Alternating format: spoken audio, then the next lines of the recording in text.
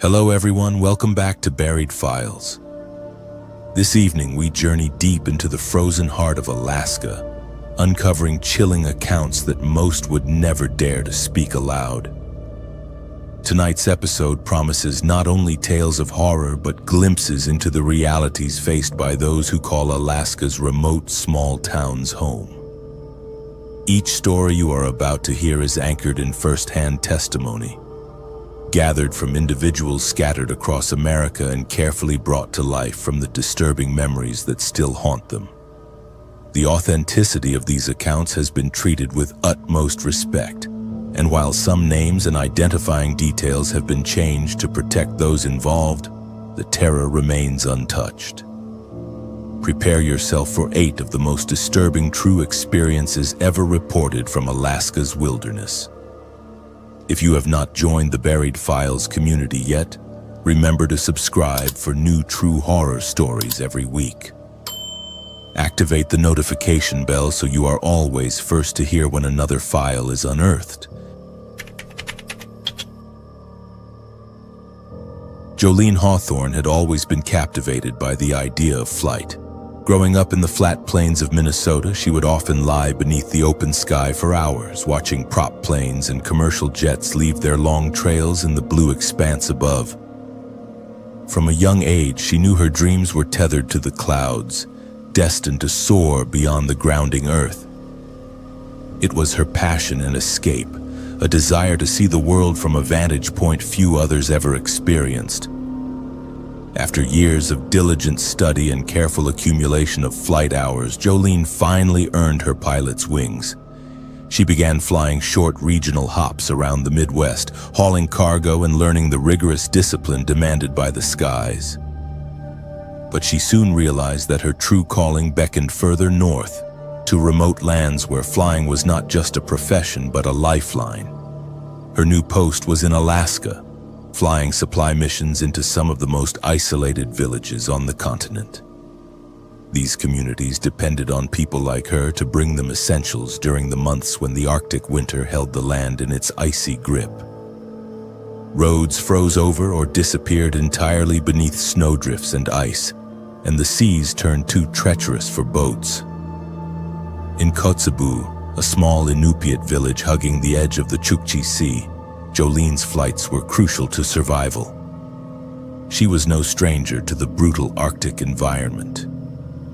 She had trained extensively in cold weather survival, learned to anticipate sudden weather changes, and mastered the intricate dance of flying in low visibility, piercing snow and sub-zero temperatures. Each flight was a challenge of skill, nerve, and endurance. The isolation never bothered her much. She had always been comfortable in her own company, and the compensation for Arctic flying made the hardships worthwhile. This particular January morning dawned with an icy stillness that Jolene found almost unnerving. The sun barely broke the horizon, casting a faint pale light that seemed swallowed by heavy clouds. Temperatures hovered at 30 degrees below 0 Fahrenheit, and the snow hung frozen, glittering faintly in the sparse daylight like countless tiny diamonds scattered across the landscape. Her aircraft for the supply run, a reliable de Havilland Beaver, was stocked fully with barrels of heating fuel, necessary to keep homes warm during the relentless cold. Crates of preserved food supplies, boxes of medical necessities including antibiotics and vaccinations, and small luxuries like children's books, batteries, and educational materials. Each crate represented lives dependent on her for survival. The weight distribution was perfect, fuel tanks topped off, and weather reports showed manageable conditions for the 3-hour flight north. Approaching the Kotzebue airstrip was usually a welcome sight, a sign of familiar faces and bustling life. The village council always arranged for workers to meet the supply flights, and children would often gather to watch the plane land, their breath forming white clouds in the frigid air. Yet when Jolene touched down that day, she was met with an unnerving silence. Gone were the usual workers unloading freight, the dogs barking in greeting, the murmur of the village waking after another night of Arctic darkness. Jolene's heart hammered with an unsettling foreboding as she disembarked, the cold numbness of the air pressing against every inch of exposed skin. She breathed deeply, the chill air stinging her lungs, half expecting the usual warmth of life around her, but instead greeted only with oppressive, unnatural quiet. The wind that typically carried sounds of daily village life, children calling to each other, adults discussing the day's tasks, sled dogs yipping, was absent. With the sled hooked behind the plane, Jolene began hauling her cargo across the runway toward the town center. The snow-crusted paths lay deserted, footsteps muffled beneath fresh snowfall. Houses, though neat and orderly, showed signs of abandonment, curtains still drawn back as if residents had left suddenly, coats dangling on hooks by doorways, untended fires reduced to cold ash in stone hearths. Smoke should have been rising from every chimney in weather this cold, but the sky remained clear. A soft whisper of wind stirred through the trees, carrying nothing but a chilling sense of absence. Jolene called out, her voice fragile in the vast stillness. "Is anyone here? We have supplies. Help has arrived." But no reply answered her desperate plea. The echo of her own voice seemed to mock her from the empty buildings. The grocery store was the next stop. Usually alive with the daily rhythms of the village, today it stood frozen in time. The front doors were thrown open as if escape had been sudden and urgent. Shelves remained undisturbed, stocked with canned goods, and the smell of stale air lingered. A tattered newspaper lay scattered on the floor, dated 2 weeks previous. Money still sat in the cash register, and a half-eaten sandwich on the counter had begun to mold. Trying to reach the council office via radio offered no comfort. Only static hissed back in response. Her emergency frequencies produced nothing but white noise. Her concern deepened, but training pushed her forward. In situations like this, protocol demanded a thorough search before declaring an emergency. Pressing on to the community center, Jolene found chaos stark and still. Overturned chairs and scattered papers whispered of hasty departure. A calendar on the wall remained frozen on December with no markings beyond the 15th. Her flashlight beam captured frozen snapshots of a life abruptly halted.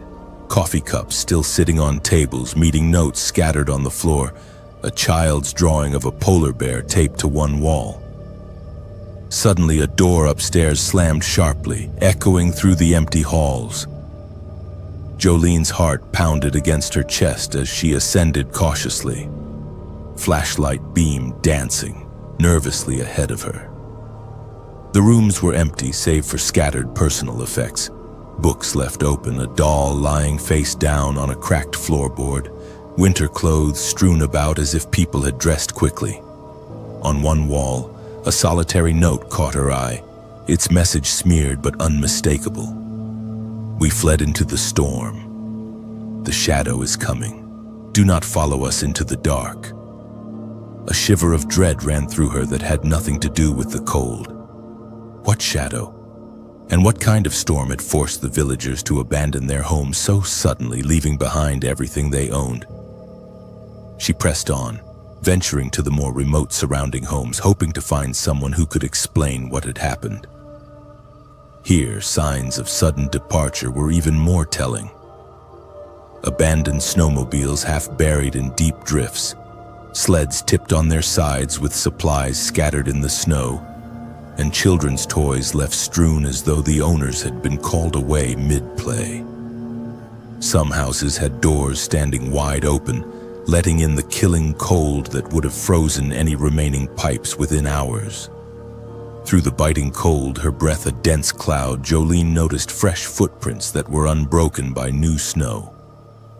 The tracks led away from Kotzebue's center and stretched toward the frozen shoreline, a narrow path carved across the ice. The footprints were deep and hurried, as if made by people running in panic. Despite the gnawing pit of fear in her stomach, instinct and compassion urged her to follow. Perhaps some villagers had sought shelter in the fishing huts along the shore. Perhaps they were waiting for rescue, trapped by circumstances beyond their control. The air shifted as she reached the ice. The vast expanse of the Chukchi Sea reflected the shimmering aurora dancing in green and violet ribbons across the sky. It was both breathtaking and haunting, a surreal backdrop to the mystery before her. The aurora seemed unusually active, casting an otherworldly glow that made the ice appear to pulse with its own inner light.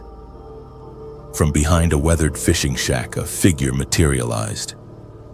Pale and trembling yet profoundly alive, the man seemed haunted by the elements and the solitude alike. His clothes were tattered, face gaunt from hunger and exposure, but his eyes held a desperate relief at seeing another human being. I was waiting, he whispered, voice cracked from cold and exhaustion. Everyone else, they fled into the storm and never came back. I stayed behind, hoping someone would come, hoping the supply plane would arrive. His name was Isaac, a local fisherman who had become separated during a sudden and violent blizzard that had descended upon the village 2 weeks prior. The storm had not been typical, he relayed between chattering teeth. It brought with it a darkness that was almost tangible. A shadow moving with the wind, stalking the village streets like something alive and malevolent. Isaac described how the shadow seemed to drive people mad with fear, corralling the frightened villagers and forcing them to flee into the wilderness where many succumbed to the unrelenting cold. Those who tried to resist or hide were found the next morning, dead but unmarked, as if their life force had simply been drained away. Jolene tended to him, wrapping the thin man in soft blankets from her emergency kit and sharing water and food from her pack. His story chilled her more than the Arctic wind, but she focused on the immediate need to keep him alive until help could arrive. Her mind reeled but focused. Understanding the gravity of the situation, she radioed the Kotzebue airport to request emergency medevac assistance. The voice that answered was strained and worried. Other pilots had reported strange atmospheric disturbances in the region, and several aircraft had gone missing in recent weeks. The answer was grim and urgent. Worsening weather conditions meant rescue efforts would be delayed. High winds and whiteout conditions had already grounded other flights, and the medevac helicopter would not be able to reach them until the storm front passed, possibly not until the following afternoon. Jolene refused to surrender to hopelessness. She had trained for situations like this, though never one quite so bizarre. Her survival instincts kicked in, and she began preparing for a long, cold night in the fishing hut. Throughout the long, bitter night, she kept a small fire burning inside the fishing hut, her senses sharp for any sign of danger. Every slight noise made her heart leap, the brittle snap of a branch outside, the whispered brush of snow against the window, the occasional groan of the hut's wooden frame settling in the cold. Her imagination painted sinister shapes just outside the fragile circle of firelight, and Isaac's mumbled warnings about the shadow did nothing to calm her nerves.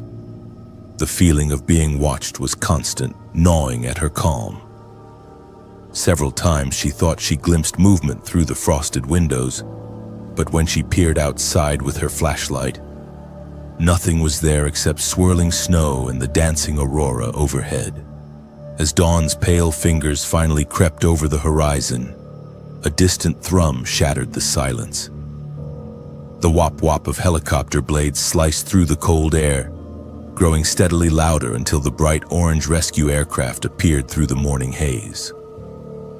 Isaac was rescued, carried into the safety of warmth and medicine, his frostbitten hands and feet requiring immediate medical attention. As the helicopter lifted off, Jolene took a final lingering look at the village. Kotzebue stood lost and silent, a ghost of itself beneath the pale Arctic sun. The tale of the last supply run spread quickly, whispered among pilots and locals alike as a warning. Aviation authorities launched an investigation but found no rational explanation for the village's abandonment. Search teams sent to look for the missing villagers found only scattered remains in the wilderness, victims of exposure and the brutal cold. Many avoided flying into Kotzebue after dark, wary of the shadow said to haunt its streets, a malevolent force consuming land and life. The village was eventually declared uninhabitable and removed from official flight schedules, though some say lights can still be seen there on certain nights when the aurora is particularly active.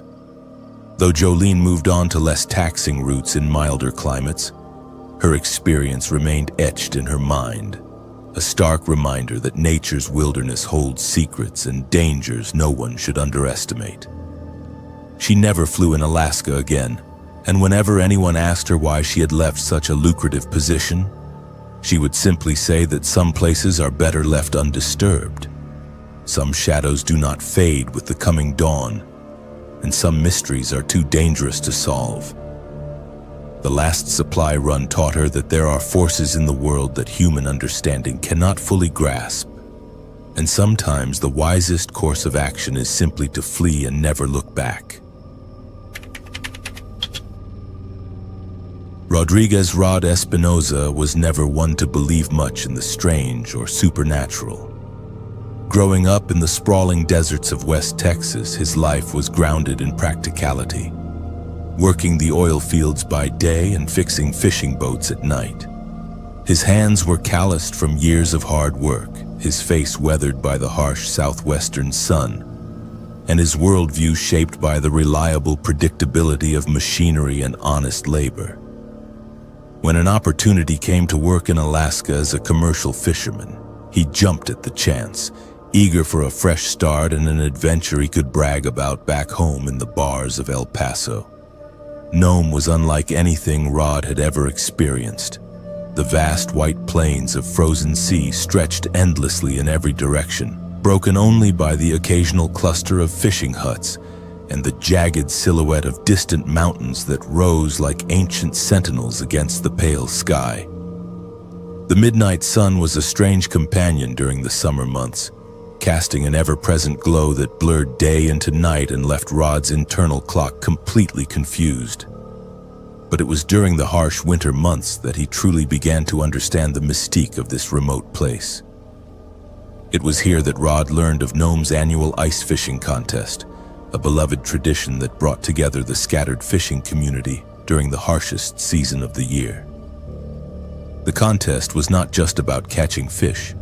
It was a celebration of survival, endurance, and the unbreakable bonds that held the community together when the outside world seemed impossibly far away.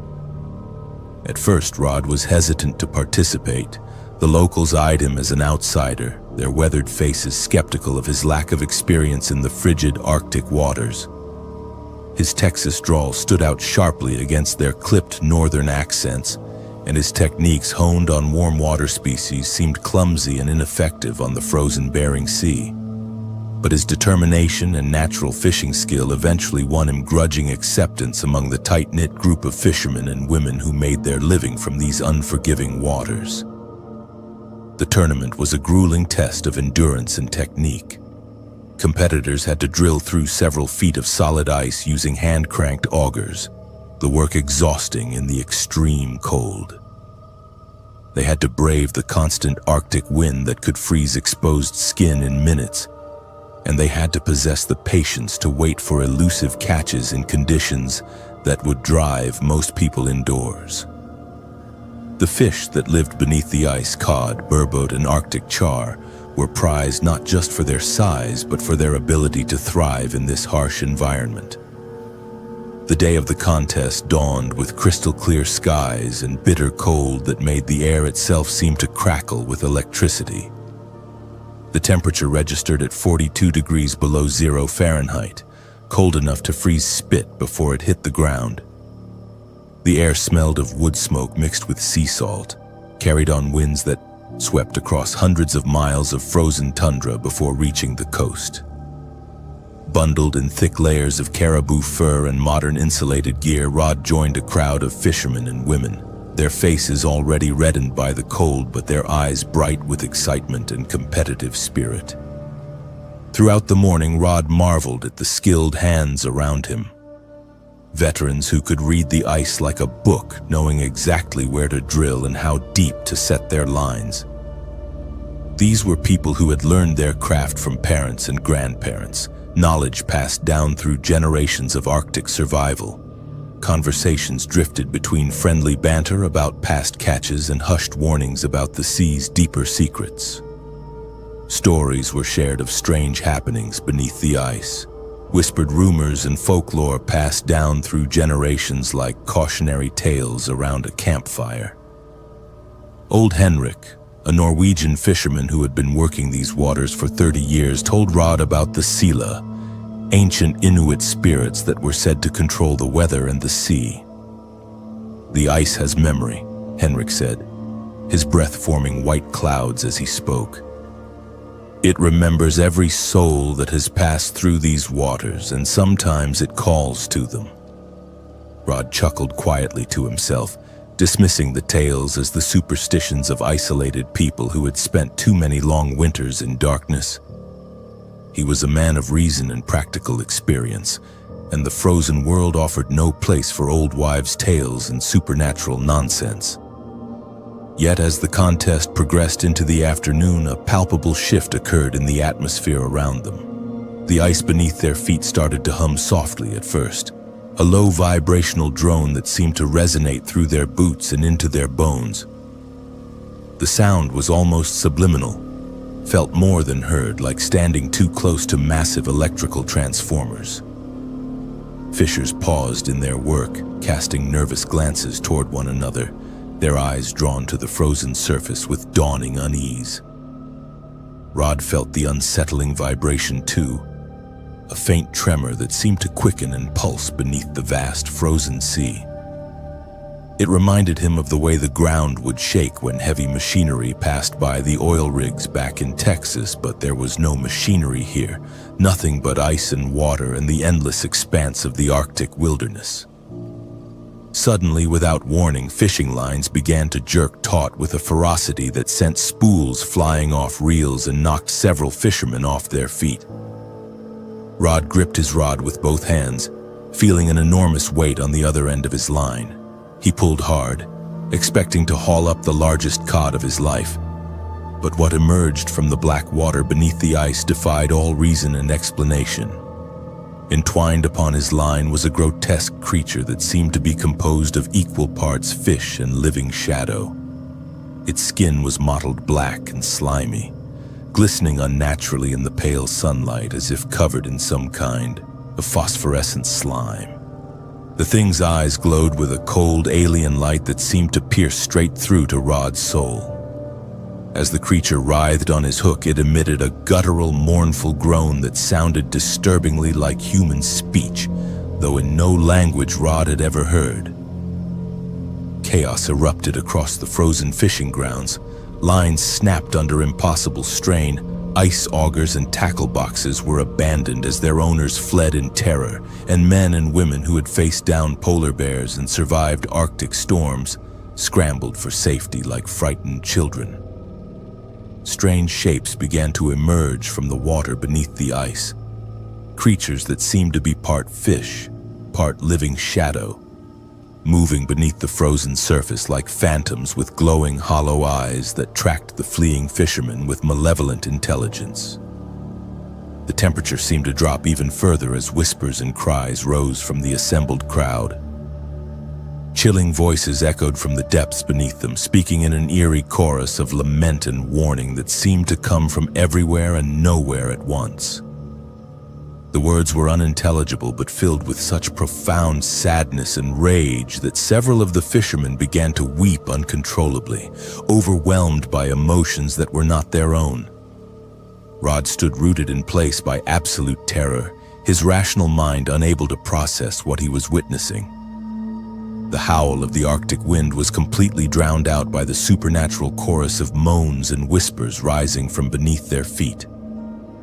The ice itself began to groan and crack under the weight of whatever was trying to push through from below. the sound echoing their own primal fear and threatening to give way to the hungry darkness of the sea. The voices seemed to be telling stories, fragments of lives cut short, tales of drowning and freezing and being pulled down into the depths by something that should not exist. Rod could almost make out individual words in the chaos, names and pleas for help from people who had died in these waters decades or even centuries ago. Panic overtook the entire crowd, and they fled toward the safety of the distant shore, leaving behind expensive gear and a lifetime's worth of fishing dreams. Snowmobiles roared to life and raced across the ice, some carrying multiple passengers who clung desperately to avoid being left behind with whatever had awakened beneath the frozen surface. Rescue teams arrived several hours later, dispatched by concerned family members when the fishermen failed to return at the expected time. What they found was nothing but frozen silence stretching across the Bering Sea. The ice was smooth and unmarked, bearing no sign of the terror that had driven an entire community into panicked flight.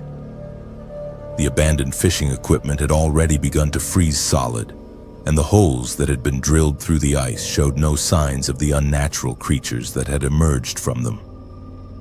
Local authorities dismissed the incident as a case of mass hysteria brought on by extreme cold and isolation, though they could not explain why experienced Arctic fishermen would abandon thousands of dollars worth of equipment without cause.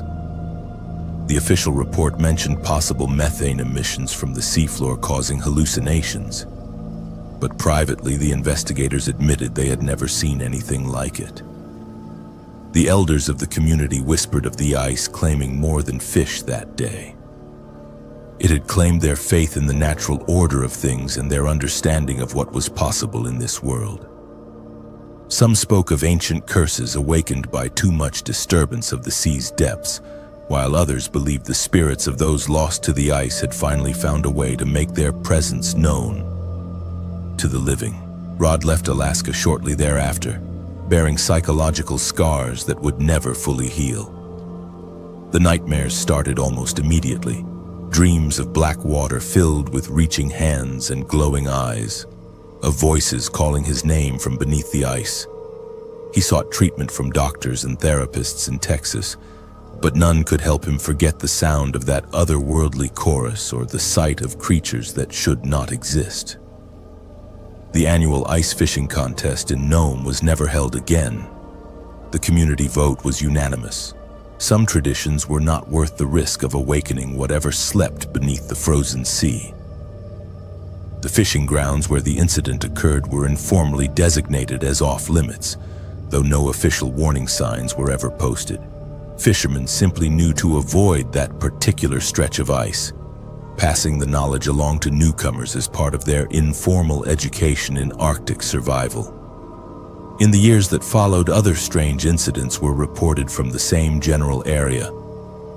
Pilots flying overhead claimed to see lights moving beneath the ice, and ships passing through the region during the brief summer months reported unusual sonar readings and equipment malfunctions. But these incidents were always isolated and quickly forgotten, dismissed as natural phenomena or equipment failure. Rod never returned to commercial fishing, instead finding work in construction back in Texas, where the ground stayed solid beneath his feet, and the only things lurking in the darkness were familiar and earthly. But sometimes, on particularly cold nights, he swears he can still hear those voices calling from beneath the ice, reminding him that some mysteries are too dangerous to investigate and some traditions too deadly to continue.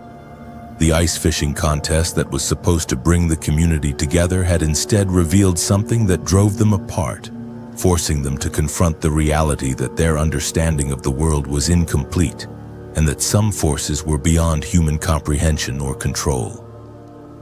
And deep beneath the frozen waves of the Bering Sea, the shadows continue to wait patiently for their next chance to surface, forever hungry and forever calling to those who dare venture too far onto the ice. Marcus Delacroix never expected to find himself in the middle of nowhere, Alaska, when he graduated with his communications engineering degree from Louisiana State University. But desperate times called for desperate measures, and the remote communications facility job in Bethel paid 3 times what he could make back home in Baton Rouge.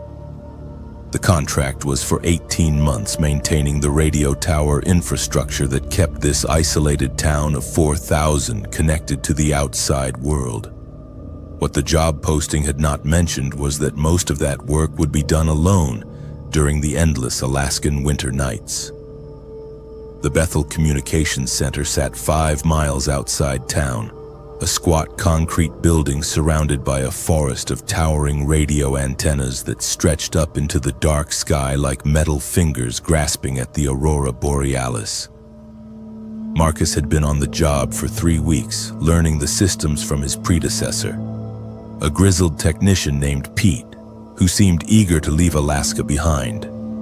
Pete had been unusually quiet during the training period, showing Marcus the equipment with mechanical precision but offering little conversation beyond the technical requirements. On Marcus's final day of training, Pete finally opened up as they shared a thermos of coffee in the control room. The walls were lined with banks of radio equipment, their LED displays casting an eerie green glow in the dim lighting. Outside, the wind howled across the tundra, rattling the building's metal siding with a sound like distant applause. "Listen, Marcus," Pete had said, his weathered face serious in the electronic glow. "You are going to hear things up here that do not make sense." Radio waves bounce strange in this part of Alaska. Atmospheric conditions, northern lights, all sorts of scientific explanations for what might come through those speakers. He gestured toward the communication arrays. "But there are some transmissions you just need to ignore. Turn the volume down, log them as interference, and move on with your shift." Marcus had laughed it off at the time, assuming Pete was just trying to spook the new guy. But as the Louisiana native settled into his routine over the following weeks, he began to understand what Pete meant. The radio equipment picked up all manner of strange signals bouncing around the Alaskan atmosphere. Sometimes it was Russian military chatter from across the Bering Sea. Other times it caught fragments of conversations from aircraft flying overhead or ship-to-shore communications from vessels in the Bering Strait. Most nights, Marcus worked alone in the communications center from 10 p.m. until 6 a.m., monitoring the equipment and performing routine maintenance on the transmitters that kept Bethel connected to the outside world. The isolation never bothered him much. He had always been comfortable with his own company, and the job paid well enough that he could tolerate the loneliness for 18 months. He brought books to read during the quiet hours and had installed a small television in the break room to help pass the time. It was during his 6th week on the job that Marcus first heard the voice that would change everything. He was performing a routine check on the emergency communication frequencies when a woman's voice crackled through the static, clear as day, despite the poor signal quality. "This is Jennifer Walsh calling for help. My coordinates are 61.4 degrees north, 161.8 degrees west. I have been stranded here for 2 days. My snowmobile broke down and I need immediate assistance. Please respond if anyone can hear this transmission." Marcus immediately grabbed his logbook and started transcribing the message. Emergency calls were rare but not unheard of in the Alaskan bush, and it was his responsibility to relay any distress signals to the appropriate rescue services. He tried to respond on the same frequency, but the transmission seemed to be one way only. The woman repeated her message twice more before the signal faded back into static. Marcus spent the next 20 minutes trying to re-establish contact with the stranded woman while simultaneously calling the Alaska State Troopers to report the emergency. The coordinates she had provided placed her somewhere in the remote wilderness southwest of Bethel, an area known for its dangerous terrain and unpredictable weather conditions. The trooper on duty took down all the information and promised to dispatch a search team at first light. 3 days later, Marcus learned from the local newspaper that no rescue operation had found anyone at those coordinates. The search team had discovered the wreckage of a snowmobile, but it had been there for years, partially buried under snow and vegetation. More disturbing was the discovery they made while investigating the area more thoroughly. The remains they found nearby were identified as Jennifer Walsh, a wildlife researcher who had gone missing in that exact location 7 years earlier. Marcus tried to rationalize the experience. Radio waves could travel vast distances under the right atmospheric conditions. Perhaps he had somehow picked up an old transmission that had been bouncing around the ionosphere for years before finally reaching his equipment. It was a stretch scientifically, but stranger things had happened in the world of radio communications. But the rational explanations became harder to maintain as the weeks passed, and similar incidents occurred with increasing frequency. 2 weeks after the Jennifer Walsh transmission, Marcus heard another distress call during his night shift. This time it was a man's voice, rough and desperate, identifying himself as Robert Cunningham. He claimed to be lost in a blizzard near the same general coordinates, begging for someone to send help before his supplies ran out. Marcus followed the same protocol, documenting the transmission and contacting the authorities. The next day, he learned that Robert Cunningham had been a geologist who disappeared in that area 5 years earlier. His body had been recovered months after his disappearance, along with evidence that he had indeed been caught in a severe blizzard and died of exposure. As winter deepened and the nights grew longer, the phantom transmissions became a regular occurrence. Marcus began to dread the overnight shifts, knowing that at some point during the dark hours, his equipment would pick up another desperate voice from the past. The calls always came from the same general area, always from people who had died years or even decades earlier in the remote wilderness southwest of Bethel. The most disturbing transmission came on a particularly cold February night when the temperature had dropped to 40 degrees below zero, and the aurora borealis painted the sky in ghostly green ribbons. Marcus was reading in the break room when the emergency frequency crackled to life with a transmission that made his blood freeze. "This is Marcus Delacroix calling for help. I am stranded at coordinates 61.4 degrees north, 161.8 degrees west. My vehicle has broken down and I am injured. Please send help immediately. I repeat, this is Marcus Delacroix requesting immediate assistance." The voice was unmistakably his own, though distorted by static and distance. Marcus listened in horror as his own voice repeated the distress call twice more before fading back into the white noise of the radio equipment. His hands shaking, he checked the transmission logs and confirmed that the signal had indeed come from the same coordinates where all the other phantom calls originated. Marcus spent the rest of that shift sitting in stunned silence, staring at the radio equipment and trying to process what he had heard. There was no rational explanation for receiving a distress call in his own voice from coordinates he had never visited. The implications were too terrifying to fully contemplate, but one possibility kept forcing its way into his thoughts. Were the transmissions predictions rather than echoes from the past? Was the radio equipment somehow picking up signals from people who were destined to die in that cursed patch of wilderness? The thought filled him with a dread so profound that he could barely function for the remainder of his shift. The next morning, Marcus drove straight to the airport and purchased the first available ticket back to Louisiana. He never returned to collect his belongings from the apartment in Bethel, and he never completed his 18-month contract with the communications company. The job was eventually filled by another technician from the lower 48, a young man from Ohio who lasted exactly 6 weeks before he too abandoned his post and fled Alaska without explanation. Marcus now works for a television station in New Orleans, safely surrounded by the familiar sounds and sights of his home state. But sometimes, late at night when atmospheric conditions are just right, he swears he can still hear those phantom voices calling for help from the Alaskan wilderness. And he has never forgotten the sound of his own voice, desperate and afraid, calling out from coordinates he prays he will never visit. The communications center in Bethel has changed hands several times since Marcus left, but it continues to operate with a high turnover rate among overnight technicians. The local authorities no longer respond to emergency transmissions from the coordinates southwest of town, having learned that any rescue attempts in that area inevitably end in tragedy. The wilderness there remains empty and silent except for the phantom voices that continue to broadcast their eternal pleas for help into the cold Alaskan night.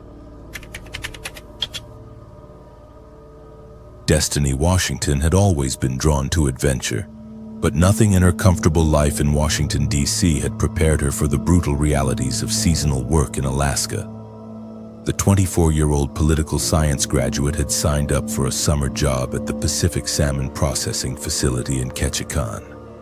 Lured by the promise of good wages and the chance to experience the last frontier firsthand, what she discovered during the long Alaskan nights would haunt her for the rest of her life.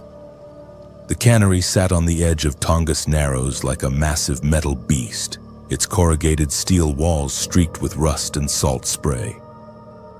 Built in the 1940s, the facility had processed millions of pounds of salmon over the decades, employing seasonal workers from all over the world who came north for the intense but lucrative fishing season. Destiny arrived in May when the daylight stretched nearly 20 hours and the air still carried the crisp bite of winter. Her supervisor, a gruff Alaskan native named Charlie Tutok, assigned her to the night shift on the processing line. The work was exhausting, standing for 12 hours straight, gutting and cleaning fish in the refrigerated facility while industrial machinery roared around them.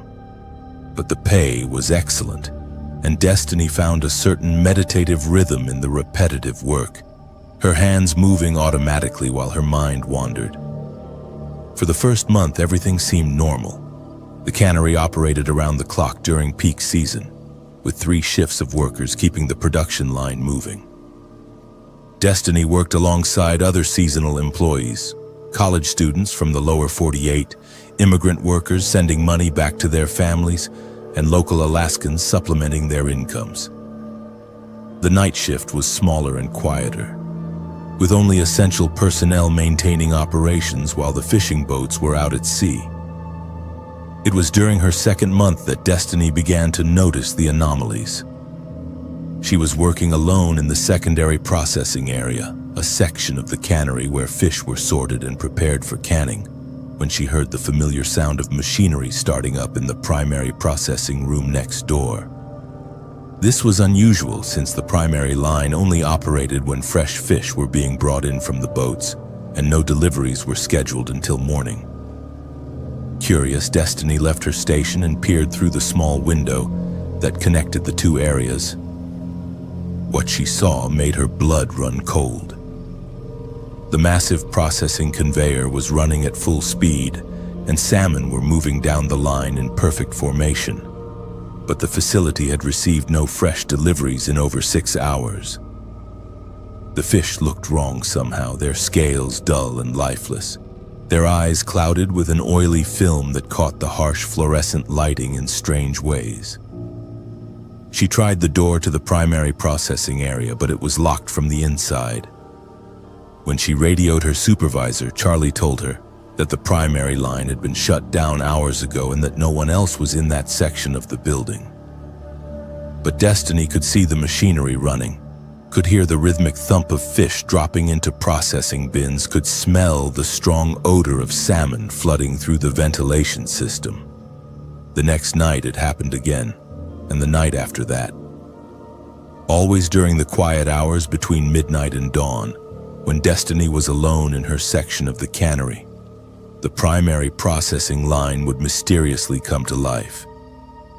She began keeping a detailed log of the incidents, noting the exact times, the sounds she heard, and the smells that accompanied the phantom operations. What disturbed her most was the fish themselves. During her daytime explorations of the facility when she should have been sleeping in her cramped dormitory room, Destiny discovered that the processing bins in the primary area were always full of salmon after these mysterious night runs. But when she examined the fish more closely, she realized they were not from the current season's catch. The species were wrong. Varieties that had not been seen in Alaska waters for decades. The flesh was discolored and had a waxy texture that felt nothing like fresh fish. When she brought her concerns to Charlie, he dismissed them with an uncomfortable laugh. "Old buildings make strange noises," he said, avoiding her eyes. "Equipment runs on timers sometimes. You are just not used to the sounds yet." But Destiny noticed that he never volunteered to work the night shift himself, and when she pressed for more information about the cannery's history, he became evasive and changed the subject. It was Martha Kayahat, an elderly Tlingit woman who worked in the administration office, who finally told Destiny the truth.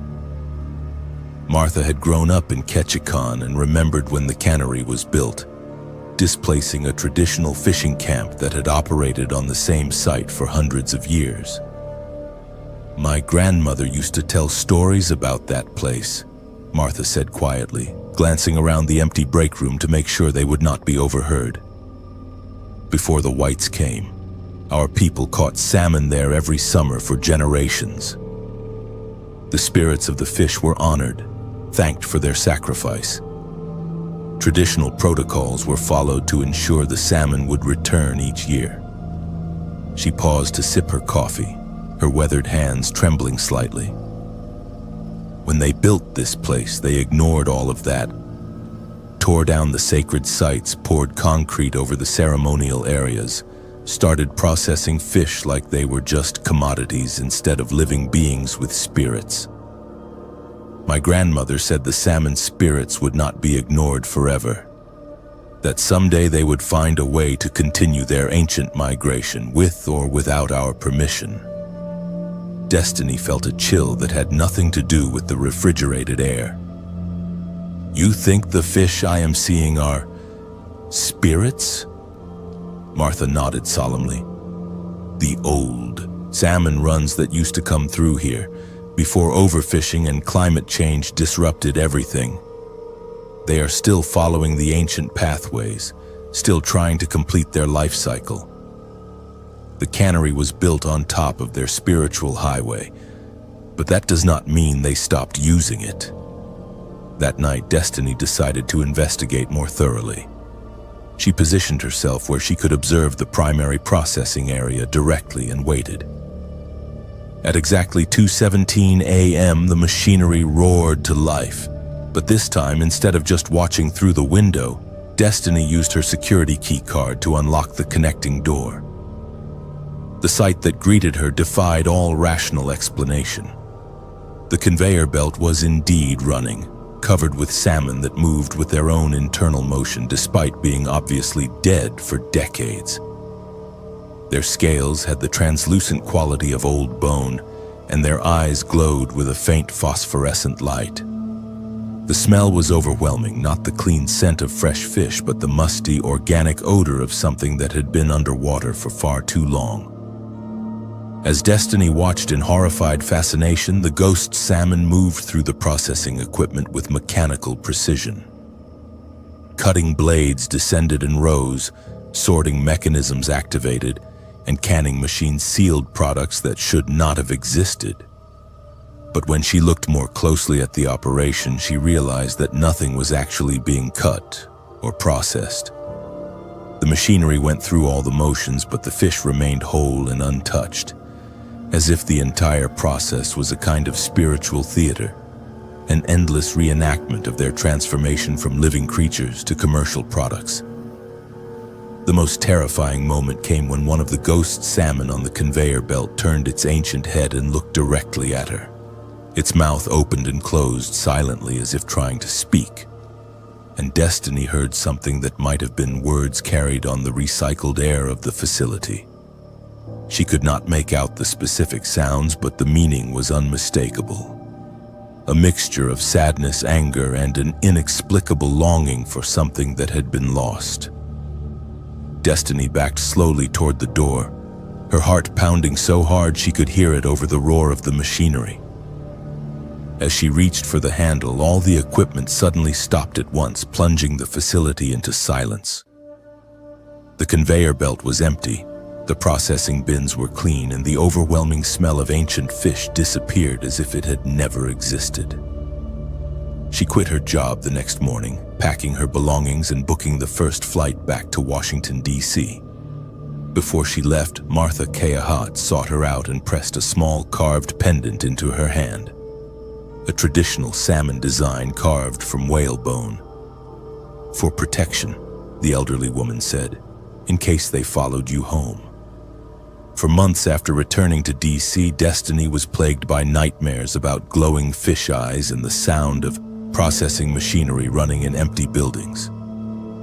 She changed careers, abandoning her plans for graduate school in political science and instead pursuing a degree in indigenous studies, focusing on the intersection of traditional ecological knowledge and modern industrial practices. She never returned to Alaska, but she often wondered about the Pacific Salmon Processing Facility and whether the ghost salmon still ran their eternal processing line during the quiet hours of the night. In her research, she discovered that similar phenomena had been reported at industrial sites built on traditional hunting and fishing grounds throughout the Arctic, places where the old agreements between humans and the natural world had been forgotten or ignored. The carved salmon pendant that Martha had given her sat on Destiny's desk as she worked, a constant reminder that the boundaries between the living and the dead, between the past and the present, were far more permeable than most people realized. And sometimes, late at night, when she was working alone in her apartment, she would swear she could hear the distant sound of processing machinery and smell the unmistakable scent of ancient fish carrying messages from a world that modern society had tried very hard to forget. The spirits of the salmon continued their eternal migration, processing through facilities that existed in both the physical and spiritual realms, following pathways that had been established long before humans arrived on the continent and would continue long after the last cannery had rusted away. They were patient, persistent, and utterly indifferent to human schedules and industrial efficiency. They had work to do, ancient protocols to follow, and no amount of concrete or steel could stop them from completing their journey. Destiny Washington had learned that some jobs came with responsibilities that extended far beyond the terms of employment, and that some workplaces operated according to rules that were much older and more complex than anything covered in an employee handbook. The cannery continued to process its phantom catch every night, and somewhere in the endless cycle of spiritual fish moving through ghostly machinery, the old agreements were still being honored by beings that remembered when respect for the natural world was not just a philosophical concept, but a matter of survival. Kimiko Nakamura Williams had always believed that the world was deeper, stranger, and more mysterious than most gave it credit for.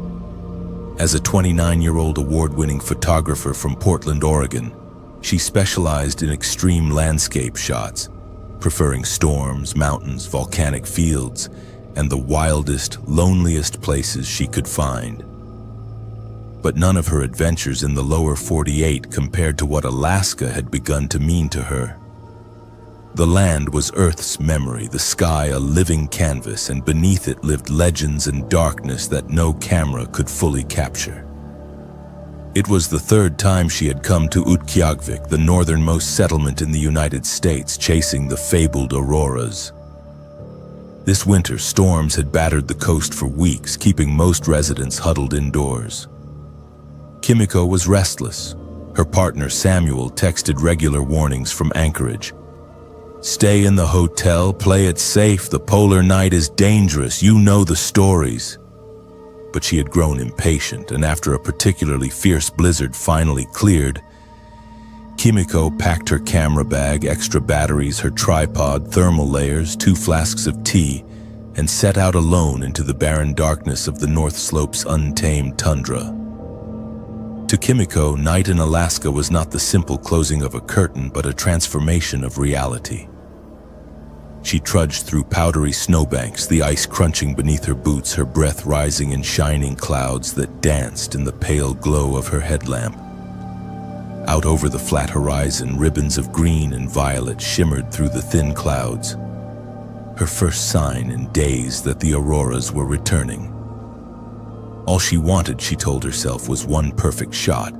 The northern lights twisting above a skeletal driftwood fence, the twin bluffs in the background, a faint glow on the horizon, some hint of the wild, cold stars above. She set up her tripod, checked her exposure, and waited, heart beating time with the silent pulse of the Arctic air. Around her, the silence was profound, a living, sentient thing. Hours passed in stillness. The auroras strengthened, swirling curtains climbing higher and burning more brightly. Kimiko clicked frame after frame, awed by the ever-shifting choreography overhead. But something was different tonight.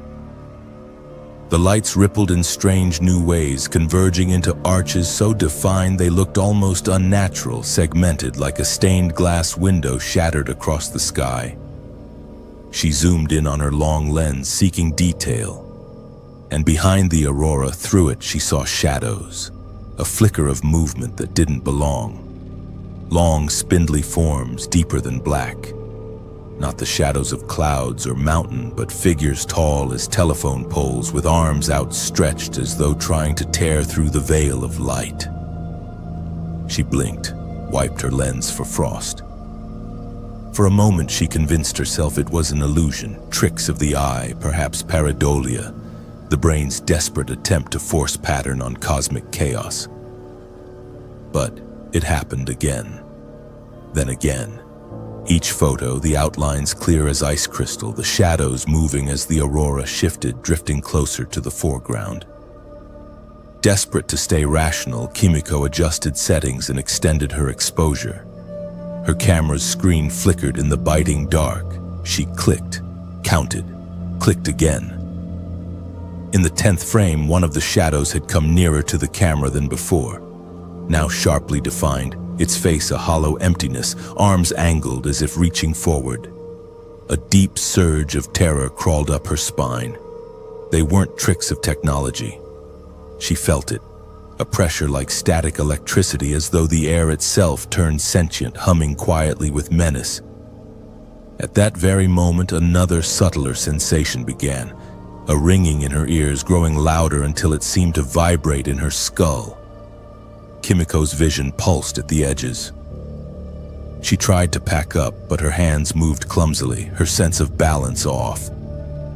The lights overhead quickened, dancing in frenetic spirals, illuminating not only the land but what now stood openly upon it.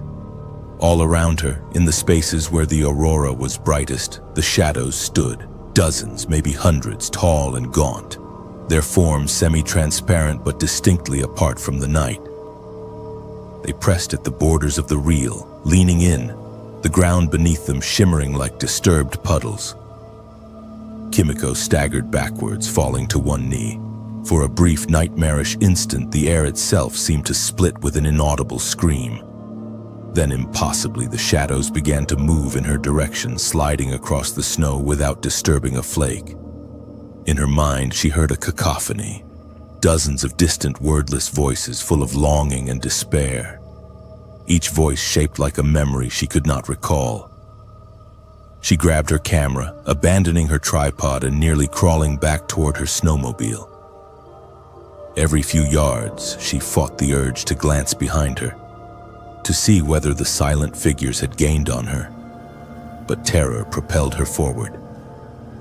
When Kimiko reached her snowmobile, it would not start. The electronics flickered weakly, then died, as if the batteries had been drained by something pouring out of the sky. For long minutes, her only company was the crackling static of her nerves and the swirling luminance overhead. In desperation, she pulled out her emergency radio and attempted to call for help, but only a high, ghostly wail came through. mingled with what sounded like distant voices uttering unspeakable syllables. Sobbing, Kimiko huddled beside her pack, scanning her photos while her numbed fingers struggled to function. In every frame, the shadows had come closer, until one frame showed a face just outside her headlamp's glow, its features an agonizing ambiguity, perhaps pleading, perhaps hungry, perhaps both. For hours she sat there, listening to the auroras hum like the world's saddest violin, waiting for the dawn that would never come. In the Arctic winter, the sun rose only for a handful of moments each day and would not return in earnest for weeks. She drifted in and out of shivering sleep, haunted by visions of impossibly long arms reaching for her, by eyes she could never quite see. Eventually, morning brought a search party, a group of Utqiagvik locals who had seen her hastily abandon tripod and followed her snowmobile's tracks by headlamp and intuition. They found Kimiko shivering, eyes wild, clutching her camera like a lifeline. They bundled her onto their sled and sped her back to town, where elders muttered blessings against the spirits that stalked the dark tundra. When Kimiko processed her images weeks later in the safety of her hotel, the digital anomalies were still visible. Forms that should not be, faces that could not exist, each more defined at the places where the auroras raged brightest. She learned from the elders that the Inupiat have long believed the northern lights are more than just light. They are the spirits of the dead, or portals to other realms, or the veils of ancient ones who sometimes try to return when the sky opens wide. The villagers told her she had been lucky, or perhaps unlucky, to have come so close. When the sky dances most wildly, an old Inupiaq woman told her, never answer if you hear your name whispered, or the ones in the lights will find a way to pull you through. Kimiko left Utqiagvik with her art portfolio forever changed and her certainty forever shaken. For the rest of her life, she would avoid photographing auroras, unable to shake the feeling that something in the sky had seen her too, and might one day come looking for her when the darkness returned. Thomas Tom Begay had learned about respect from his grandmother long before he ever set foot in Alaska. Growing up on the Navajo Nation in Arizona, he was taught that the land held memories, that certain places demanded acknowledgement, and that ignoring the warnings of elders could bring consequences that lasted generations. When he moved north to pursue his dream of running the Iditarod, he carried those lessons with him, though he never expected to need them in quite the same way. Tom had always been drawn to sled dogs. There was something about their fierce loyalty, their incredible endurance, and their ability to navigate the most treacherous terrain that spoke to him on a fundamental level. After years of training in the lower 48, he finally saved enough money to purchase a team of experienced racing dogs from a musher outside of Fairbanks. The seller, an old Norwegian man named Eric, warned him about certain sections of the trail, but Tom assumed he was talking about natural hazards. Thin ice, sudden weather changes, areas prone to whiteout conditions.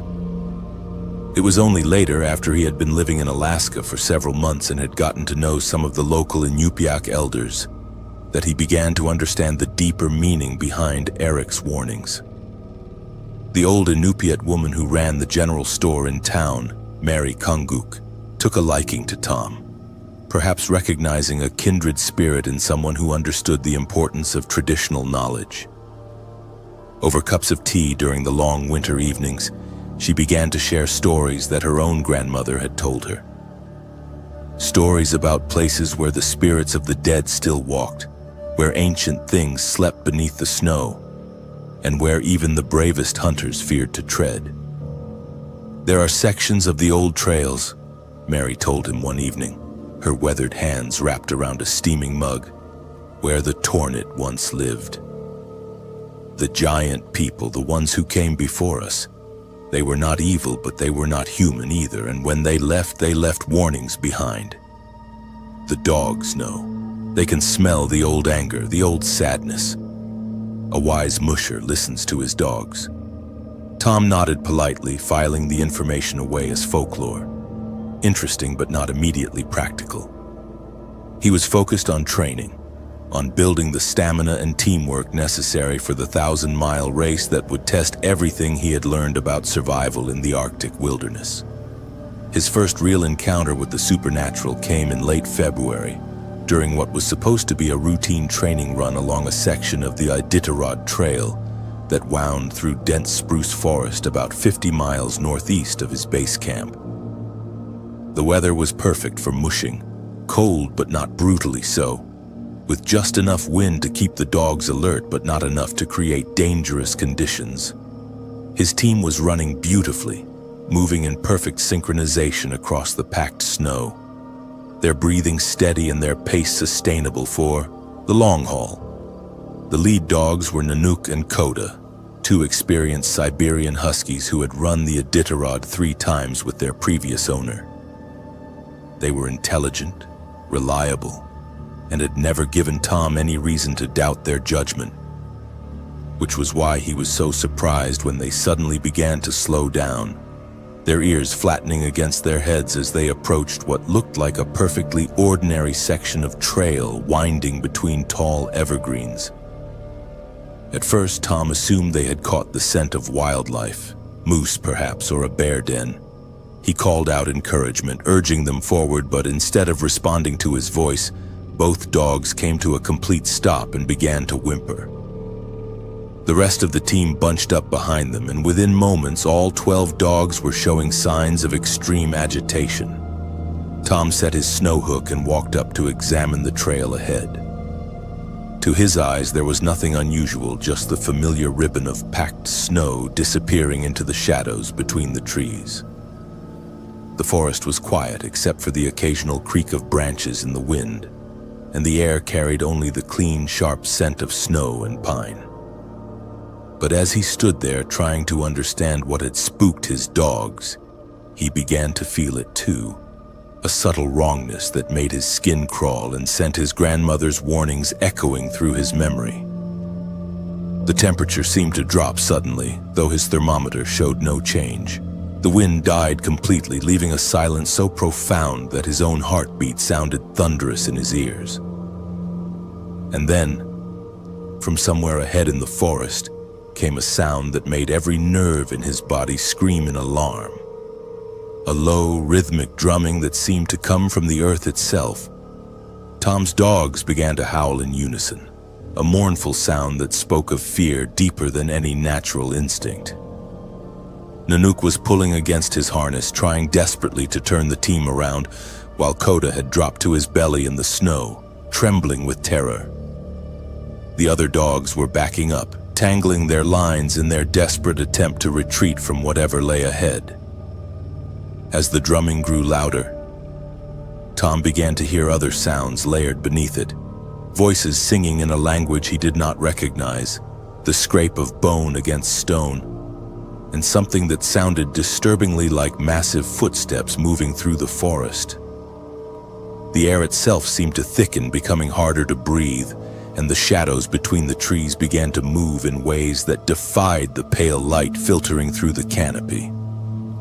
Tom had heard enough stories from his grandmother about respecting the warnings of the spirits to know when he was in over his head. Without hesitation, he pulled up the snow hook and helped turn his terrified team around. The dogs needed no encouragement to run in the opposite direction. They took off at a pace that would have been dangerous under normal circumstances, racing back along the trail as if their lives depended on it. It was only when they had put several miles between themselves and that cursed section of forest that the dogs began to calm down. Tom stopped the team and checked each animal carefully, looking for signs of injury or distress, but aside from elevated heart rates and nervous panting, they seemed physically unharmed. What disturbed him more was the way they kept looking back along the trail, their ears pricked forward as if listening for sounds of pursuit. That evening, Tom drove into town and sought out Mary Kanguk. He found her at the community center where she was teaching traditional beadwork to a group of local children. When she saw his expression, she dismissed the class early and invited him to walk with her along the frozen shoreline of the lake. "You went to the forbidden place," she said before he had even begun to describe his experience. "I can see it in your eyes. The dogs warned you and you listened. That is good. That shows wisdom." Tom described what he had experienced, and Mary nodded gravely as he spoke. When he finished, she was quiet for a long moment, her breath forming white clouds in the frigid air. "That place has been forbidden for longer than anyone can remember," she finally said. "My grandmother's grandmother told stories of what happened there, back when the world was different. There was a village once, a prosperous place where people lived in harmony with the land and the spirits. But they grew proud, began to take more than they needed, began to ignore the old agreements with the Tornet and the other ancient people." She paused to pull her parka tighter against the wind. "The spirits tried to warn them just as your dogs warned you. But they would not listen. They said the old ways were foolish superstition, that they were strong enough to take whatever they wanted from the land without consequence. So the spirits withdrew their protection, and the Tornet came in the night, not to destroy, but to teach. They drummed the people into the earth, into the trees, into the stones themselves. The village disappeared, but the spirits remained, still drumming, still trying to teach the lesson that pride and disrespect bring only sorrow." Tom felt a chill that had nothing to do with the Arctic wind. "What happened to the people?" "They became part of the warning," Mary said sadly. Their voices joined the ancient song, adding their own sorrow to the chorus. "That is why the dogs fear that place. They can hear the voices of all who ignored the spirit's wisdom, and they know that some paths lead only to becoming lost forever." In the weeks that followed, Tom redesigned his training routes to avoid that section of the trail entirely. He also began to pay closer attention to his dog's instincts, learning to read the subtle signs that indicated when they sensed something beyond normal human perception. He discovered that there were several other areas along the traditional trails where his team would show similar signs of unease, though none as dramatic as that first encounter. When race day finally arrived, Tom's team performed beautifully, finishing in the middle of the pack. A respectable showing for a first-time Iditarod Musher. But what he remembered most about the race was not his finishing time or the physical challenges he had overcome. It was the moment, about 2/3 of the way through the race, when the trail took him near the forbidden section of forest. Even from miles away, his dogs began to show signs of nervousness. Nanook kept glancing toward the dark line of trees on the horizon, his ears swiveling as if picking up sounds that Tom could not hear. The entire team picked up their pace without any command from him, as if eager to put as much distance as possible between themselves and whatever slept in those shadows. Tom never ran the Iditarod again. He continued to train and race dogs on shorter courses, but something about that experience in the Forbidden Forest had changed his relationship with the wilderness.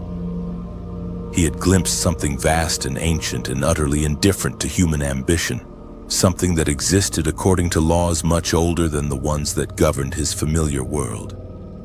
He moved back to Arizona after a few years, where he started a program teaching traditional tracking and outdoor survival skills to young people on the reservation.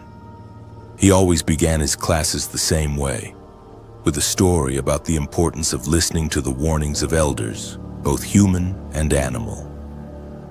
He never mentioned the specific details of what he had encountered in Alaska, but he made sure his students understood that the natural world contained forces that demanded respect, and that ignoring those forces came with consequences that could last for generations. The dogs had saved him by refusing to enter that place where ancient spirits still drummed their warnings into the frozen earth. Tom never forgot that lesson, and he made sure that everyone he taught understood it as well. Some places were meant to be avoided, some paths were not meant to be taken, and the wisdom to know the difference was often the thin line between survival and becoming another voice in the eternal chorus of the lost. The Tornets still walked in those dark woods, still drummed their ancient warnings into the night. And somewhere in the forest, the spirits of those who had ignored their wisdom continued to sing their mournful song, adding their voices to the eternal reminder that pride and disrespect for the old ways would always carry a terrible price. Tambagay had learned to listen to his dogs, and in doing so had learned to listen to the land itself. It was a lesson he carried with him for the rest of his life. A reminder that true wisdom lay not in conquering the wilderness, but in understanding his place within it and respecting the boundaries that had been set by powers far greater than himself. Caleb O'Sullivan had always been driven by a deep sense of purpose. Growing up in South Boston in an Irish-American family that valued education above almost everything else, he had watched his parents work multiple jobs to put his older siblings through college.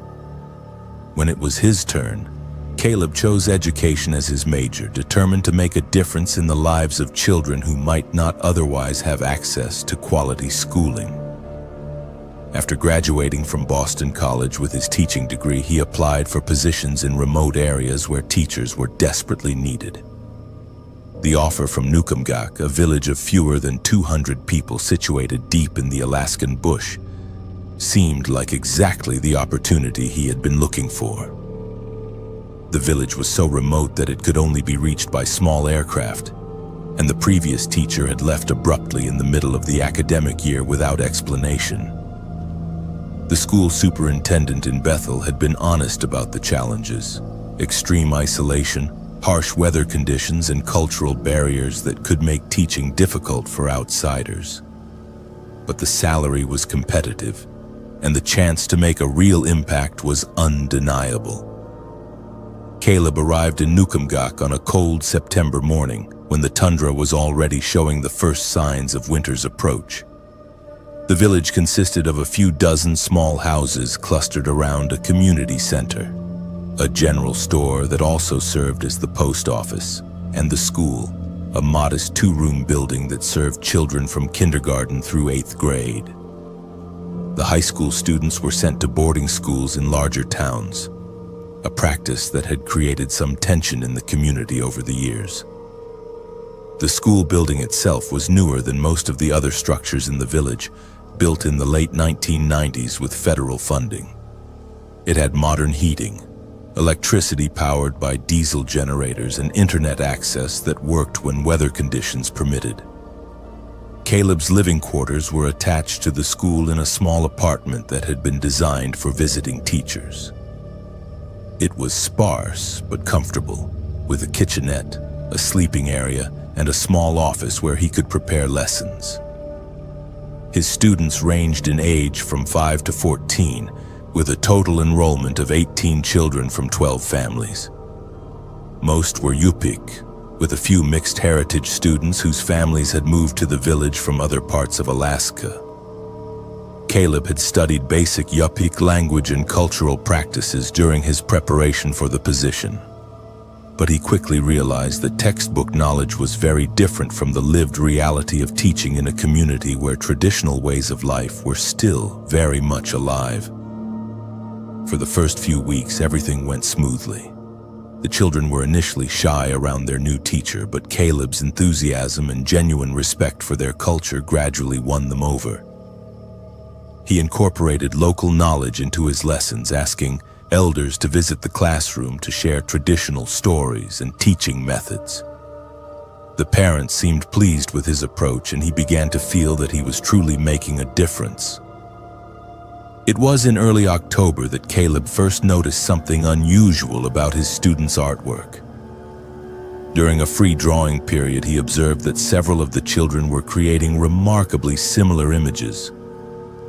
Intricate patterns of spirals and geometric shapes that seemed far too sophisticated for their age levels. When he asked about the drawings, the children would look at each other nervously and mumble that they had learned the patterns from the other teacher. This confused Caleb since he was the only teacher in the village, and the previous teacher had left months before any of these particular patterns had appeared in their work. When he asked for clarification, 10-year-old Mary Tulamac told him matter-of-factly that the night teacher shows us things when you go to sleep. Intrigued rather than alarmed, Caleb assumed the children were talking about some kind of cultural education that happened outside of school hours. Many indigenous communities had traditional teaching methods that operated parallel to formal education, and he respected the importance of those practices. He made a mental note to speak with some of the village elders about coordinating his curriculum with whatever traditional instruction the children were receiving. But as the weeks passed, the situation became more puzzling. The children began displaying knowledge of subjects that were far beyond their grade levels. Complex mathematical concepts, detailed understanding of astronomical phenomena, and most disturbing of all, the ability to write in what appeared to be a form of ancient script that none of the village elders could identify. The breakthrough came during a parent-teacher conference in late October. Caleb was meeting with Robert and Susan Akaran, the parents of 8-year-old Tommy, when he mentioned the boy's remarkable progress in mathematics.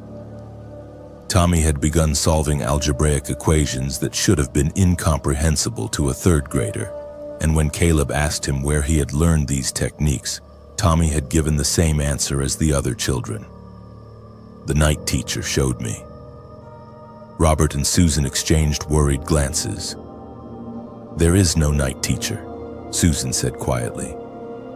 We thought Tommy was learning these things from you during regular school hours. That evening, Caleb decided to investigate. He waited in his apartment until he was certain the village was asleep, then quietly made his way into the main classroom. The school was dark and silent, heated only enough to prevent the pipes from freezing. He settled into a chair in the back of the room and waited, telling himself that he would probably see nothing more than shadows cast by the security lighting. At exactly 2:17 a.m., the classroom began to change.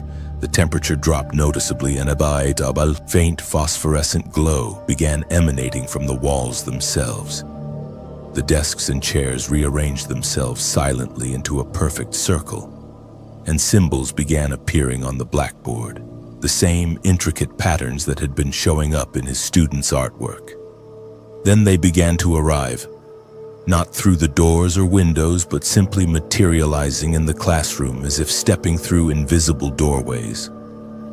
They appeared to be children at first glance, but their proportions were subtly wrong. Too tall for their apparent age, with elongated limbs and faces that seemed both ancient and ageless. Their clothing was traditional Yupik style, but appeared to be made from materials that caught and reflected light in impossible ways. The phantom students took their places in the circle of desks and began to study the symbols on the blackboard.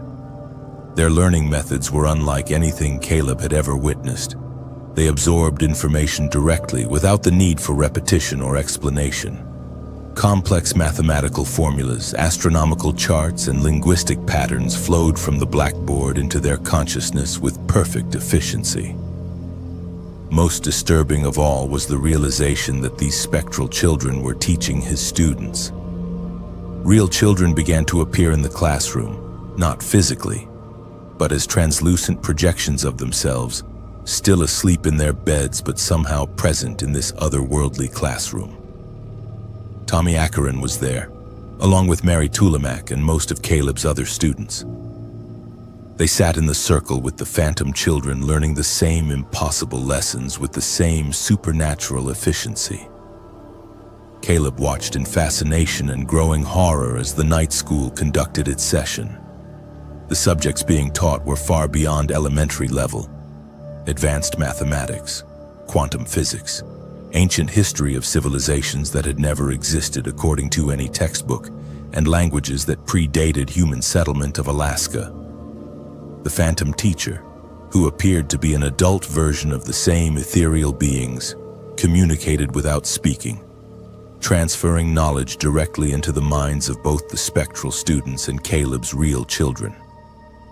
The session lasted for exactly 1 hour. At 3:17 a.m., the symbols faded from the blackboard.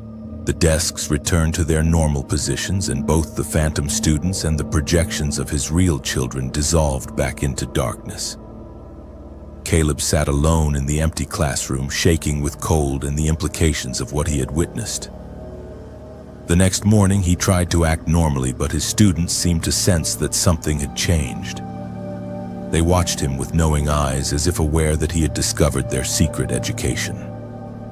Their schoolwork continued to display the same impossible advancement. But now Caleb understood the source of their knowledge. Over the following weeks, he tried to research the phenomenon, reaching out to colleagues, anthropologists, and experts in indigenous spirituality. Most dismissed his account as stress-induced hallucinations or cultural misunderstanding. A few suggested that he might be witnessing some form of ancestral teaching spirit, but none could offer concrete explanations for what was happening in his classroom. The children themselves were reluctant to discuss the night school, responding to his questions with nervous silence or vague statements about learning from the old ones. The village elders were equally evasive, though Caleb sensed that they knew more than they were willing to share with an outsider. The situation came to a head in November, when Caleb realized that the night school was changing his students in ways that went beyond advanced academics. They were becoming detached from normal childhood activities, more interested in abstract concepts than games or social interaction. Their artwork became increasingly alien, depicting landscapes and structures that existed nowhere on Earth. Most troubling of all, they had begun speaking in unison during regular class time, finishing each other's sentences with perfect synchronization, as if they shared a collective consciousness. When Caleb tried to address this behavior, the children looked at him with expressions of pity rather than confusion. "You cannot understand yet," Mary Tulamak told him with the grave seriousness of someone much older than 10. "You are still learning the old way." The night teacher says some people take longer to receive the true knowledge. That night, Caleb decided to confront whatever was teaching his students. He entered the classroom before the 2:17 a.m. transformation and positioned himself directly in the center where the circle of desks would form. When the phantom children began to materialize, he stood his ground and spoke directly to their teacher. "Who are you?" he demanded. "What are you teaching them?" The spectral educator turned its attention to him for the first time, and Caleb felt its consciousness brush against his mind like cold fingers exploring the surface of his thoughts. When it spoke, the words formed inside his head rather than reaching his ears. "We are the ones who came before," the entity communicated. "We are the teachers of the deep knowledge, the wisdom that your people have forgotten. These children are chosen to carry the old learning into the new time. You may join them if you wish to understand." Caleb felt an overwhelming temptation to accept the offer. The knowledge being transmitted was incredibly seductive. Answers to questions that had puzzled humanity for millennia, understanding of natural laws that could revolutionize human civilization. But something in the children's increasingly vacant expressions during daytime hours warned him that this education came with a price that might be too high to pay. "What will happen to them?" he asked. "They will become bridges between the worlds," the entity replied. "They will carry our wisdom to your people when your people are ready to receive it. But first, they must be fully prepared." Caleb understood that fully prepared meant something far more profound than advanced education. The night school was transforming his students into something other than human, gradually replacing their individual consciousnesses with collective knowledge that served purposes he could not comprehend. The next morning, he submitted his resignation to the school district and arranged for emergency transportation out of Nukumgak. He left behind most of his belongings and all of his carefully prepared lesson plans. His official reason was a family emergency, but privately he knew he was fleeing something that threatened his sanity and possibly his soul.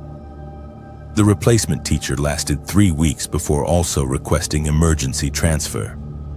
The school district eventually closed the Nukumgak facility, citing declining enrollment and budget constraints. The children were sent to boarding schools in Bethel, where their extraordinary academic abilities were noted but attributed to exceptional individual talent rather than supernatural intervention. Caleb returned to teaching in Massachusetts, but he never forgot the night school or the children whose minds had been opened to knowledge that was not meant for human understanding. Sometimes, late at night when he was grading papers or preparing lessons, he would remember the seductive offer of the phantom teacher and wonder what truths he had walked away from. He kept track of his former students through various channels over the years.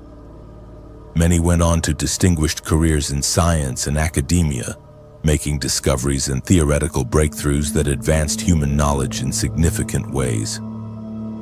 But those who knew them personally often commented on their detached, otherworldly demeanor and their tendency to speak as if they were accessing information from sources beyond normal human experience. The night school continued to operate in Nukumgak, even without a formal educational facility. Local pilots reported seeing lights in the abandoned school building during winter nights, and occasionally hunters would encounter children in the wilderness who spoke in languages that had never been cataloged by linguists. The village elders maintained their silence, understanding that some forms of education were too dangerous for outsiders to comprehend. Caleb O'Sullivan had learned that teaching was not always about imparting knowledge to students. Sometimes it was about protecting them from knowledge that could fundamentally alter what it meant to be human. The line between education and transformation was thinner than most people realized, and crossing it meant entering a realm where the familiar boundaries of reality no longer applied. Dr. Priya Chatterjee Moore had always been fascinated by the extremes of human experience. As a climate researcher from the University of Michigan, she specialized in studying the psychological and physiological effects of extreme environments on isolated communities. When the National Science Foundation offered her a summer research grant to study the impact of the midnight sun on sleep patterns in remote Alaskan villages, she jumped at the opportunity. What she discovered during those endless bright days would challenge everything she thought she knew about the boundaries between the conscious and unconscious mind. The research station was located near Anaktuvuk Pass, a small Inupiaq village in the heart of the Brooks Range where the sun did not set for nearly 3 months during summer. The facility had been established in the 1980s to support various scientific studies of Arctic conditions, and it offered the perfect base for Dr. Chatterjee Moore's investigation into circadian rhythm disruption in extreme latitudes. Her research methodology was straightforward. Monitor the sleep patterns, dream activity, and psychological well-being of volunteers from the local community during the peak weeks of the midnight sun phenomenon. She had brought sophisticated EEG monitoring equipment, sleep study apparatus, and psychological assessment tools that would allow her to document the effects of continuous daylight on human consciousness. The village elder, Robert Aguk, had given permission for the study after lengthy discussions about its potential benefits to the community. Many residents had experienced sleep difficulties during the midnight sun period, and Dr. Chatterjee Moore's research promised to offer insights that might help future generations cope with the unique challenges of Arctic life. For the first 2 weeks, everything proceeded according to plan. Dr. Chatterjee Moore established her monitoring protocols, recruited a dozen volunteers ranging in age from teenagers to elders, and began collecting baseline data on their sleep patterns. The results were initially predictable. Most participants showed significant disruption to their normal circadian rhythms with fragmented sleep, increased REM activity, and reports of unusually vivid dreams. But as the study progressed into its third week, when the sun remained perpetually overhead in the pale blue sky, something unprecedented began to emerge from the data. Dr. Chatterjee Moore noticed that her research subjects were not just experiencing disrupted individual sleep patterns. They were beginning to share dream content in ways that should have been impossible according to everything she understood about consciousness and neuroscience. The first indication came during her daily interviews with the participants. Sarah Kunalak, a 28-year-old teacher, described a recurring dream about walking through a vast ice cave filled with glowing symbols carved into the walls. When Dr. Chatterjee Moore interviewed 16-year-old Tommy Aguk later that same day, he described almost identical dream imagery, down to specific details about the arrangement of symbols and the quality of light within the cave. Initially, Dr. Chatterjee Moore assumed this was simply coincidence or perhaps the result of shared cultural imagery. Many indigenous communities had common mythological and spiritual symbols that might naturally appear in dreams. But as she continued collecting data, the shared dream experiences became too frequent and too specific to dismiss as cultural overlap. By the fourth week of the study, all 12 participants were reporting variations of the same core dream narrative. They described finding themselves in a vast underground chamber where dozens of people sat in perfect stillness, their eyes closed but their minds somehow active and aware. In the dreams, the participants could communicate without speaking, sharing thoughts and emotions with perfect clarity. Most disturbing of all, they began to recognize the other dreamers as their fellow research subjects, people they were meeting in some kind of shared unconscious space. Dr. Chatterjee Moore's EEG monitoring confirmed that something extraordinary was happening. During the hours when participants reported shared dreaming experiences, their brainwave patterns showed remarkable synchronization. The alpha and theta waves that typically indicated deep sleep states were occurring simultaneously across multiple subjects, even when they were sleeping in different locations throughout the village. The breakthrough came when Dr. Chatterjee Moore decided to monitor her own sleep patterns using the same equipment. As someone who had grown up in Michigan and had never experienced the midnight sun phenomenon, she expected to show different patterns from the local residents. Instead, she found herself drawn into the same shared dream space that her research subjects had been describing. The experience was unlike anything she had ever encountered in her scientific career. In the dream, she found herself standing in the vast underground chamber, surrounded by the sleeping figures of her research participants and dozens of other people she did not recognize. The space felt more real than reality itself, filled with a kind of crystalline clarity that made normal waking consciousness seem foggy and incomplete by comparison. In the center of the chamber stood a figure that seemed to be composed of pure light. Not the harsh brightness of the midnight sun, but a soft golden radiance that conveyed warmth and ancient wisdom. When the entity spoke, its words formed directly in Dr. Chatterjee Moore's mind rather than reaching her through her ears. "You have come to study the effects of endless light on the human mind," the entity communicated. "But you have discovered something far more significant. When the barriers between day and night dissolve, other boundaries become permeable as well. The midnight sun opens doorways that remain closed during the normal cycle of light and darkness." Dr. Chatterjee Moore found herself able to respond through pure thought. "What kind of doorways? What is this place?" "This is the collective unconscious made manifest," the entity replied. "A space where individual minds can meet and share experiences across the boundaries of physical existence. Your people call it dreaming, but it is more than that. It is a return to the original state of human consciousness, before you learn to separate yourselves from each other and from the deeper rhythms of the natural world." As the entity spoke, Dr. Chatterjee Moore became aware that she could perceive the thoughts and emotions of everyone else in the chamber. She felt the deep connection between the Inupiaq participants and their ancestral land, the way their consciousness was intimately linked to the cycles of Arctic life. She experienced the dreams of people she had never met, hunters and shamans and storytellers from previous generations who seemed to exist in this space outside of normal time. Most remarkably, she began to understand that the midnight sun was not just an astronomical phenomenon, but a doorway into a different kind of awareness. The constant daylight dissolved the normal boundaries between conscious and unconscious states, allowing minds to merge and share experiences in ways that were impossible under normal circumstances.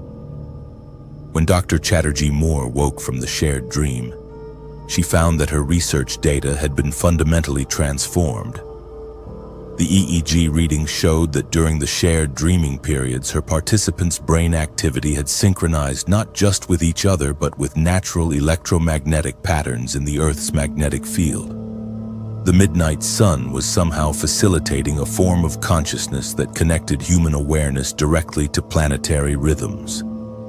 Over the final weeks of her study, Dr. Chatterjee Moore documented increasingly sophisticated forms of shared dreaming.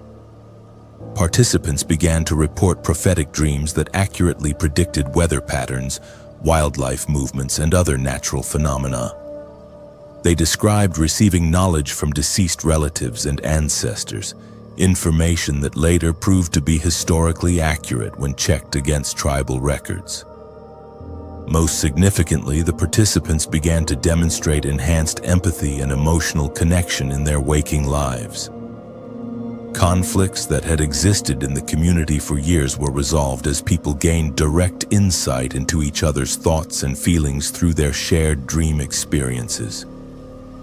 Children began showing advanced understanding of traditional ecological knowledge that typically took years to acquire through conventional learning. When the midnight sun period finally ended and normal day-night cycles returned, the shared dreaming experiences gradually faded. Dr. Chatterjee Moore's participants retained memories of their collective unconscious adventures, but they could no longer access that state of merged awareness. The EEG synchronization disappeared, and individual dream patterns returned to normal variations. Dr. Chatterjee Moore returned to Michigan with data that challenged fundamental assumptions about consciousness, individual identity, and the relationship between human awareness and natural cycles. When she attempted to publish her findings in mainstream scientific journals, her work was rejected as unscientific and impossible to replicate under controlled laboratory conditions. But she continued her research, focusing on indigenous communities in extreme environments where normal boundaries of human experience were stretched to their limits. She discovered similar phenomena in other polar regions, high-altitude locations, and places where natural light cycles were dramatically different from temperate zone norms. The midnight sun had taught her that human consciousness was far more flexible and interconnected than Western science had assumed. In environments where normal barriers dissolved, minds could merge and share experiences in ways that pointed toward a more fundamental unity underlying individual awareness. Dr. Chatterjee Moore never forgot the feeling of perfect connection she had experienced in the shared dream space beneath the endless Arctic sun. It had shown her that the boundaries between self and other, between past and present, between human consciousness and natural rhythms, were far more permeable than most people realized. The midnight sun continued to rise over Anaktuvuk Pass every summer, offering the same opportunity for expanded awareness to anyone willing to surrender their normal assumptions about the nature of consciousness and individual identity. Some doorways, she had learned, only opened when the familiar patterns of light and darkness were replaced by the eternal radiance of the Arctic summer.